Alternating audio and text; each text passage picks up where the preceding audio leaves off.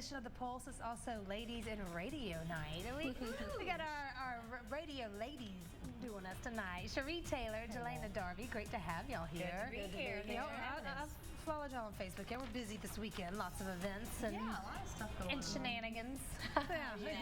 Always shenanigans. No, let's talk about a new law that North Dakota has put in to kind of help moms with maternity leave and baby bonding. It's bringing your babies to work. Now, Jillana, you don't have kids yet. I don't, but I have a 4-year-old niece. Okay. And I tell you, she is the most well-behaved child, but she should not go to work with my sister.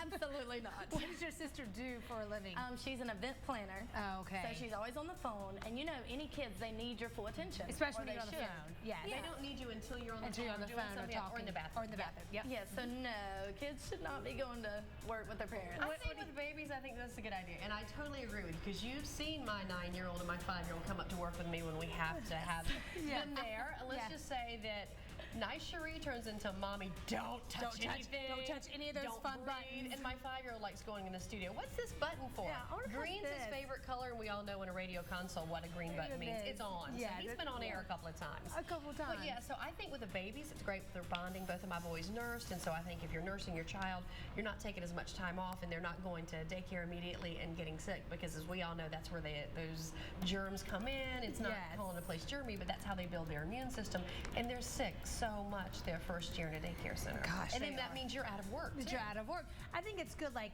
here, I mean, y'all have seen, I've had to have my boys here when everything else goes, and I love that everyone is so nice about it. Now, I feel like if every day about them, we may have and the 2-year-old, no, we want him up to do everything with video as I'm like holding him. Oh yeah, I've actually done that, because I've been recording and Bennett walks in the studio.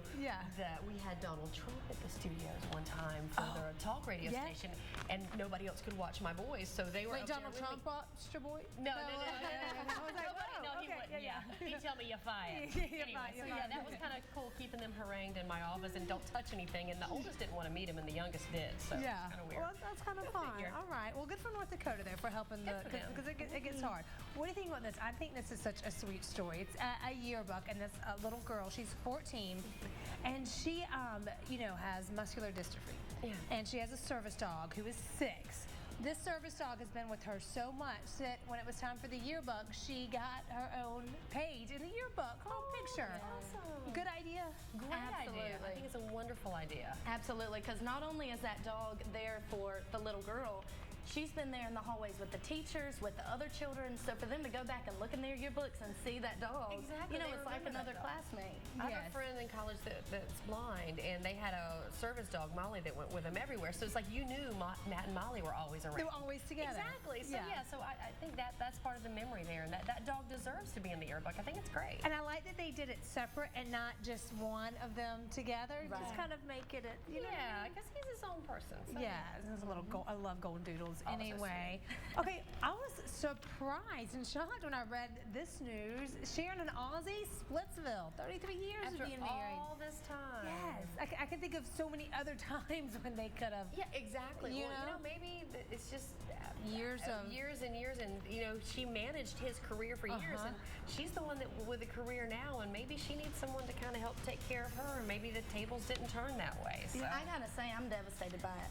because I grew up watching their show. On MTV? Yes, on MTV. And I thought, if this dysfunctional family can make it, anybody can make it. Yes, because as crazy as they are, and it's like I'm on the show. They do love each other, so maybe that respect's still there, and they just kind of want to take a little break, a little hiatus. I don't know. I mean, they've been through addiction, through her cancers. I mean, he's had, goodness knows what. Maybe there's something new. Maybe it's just a refreshing point. Maybe they're just taking a break. Taking a break. Don't ask Ross and Rachel, but they're taking a break. Yeah, that never works.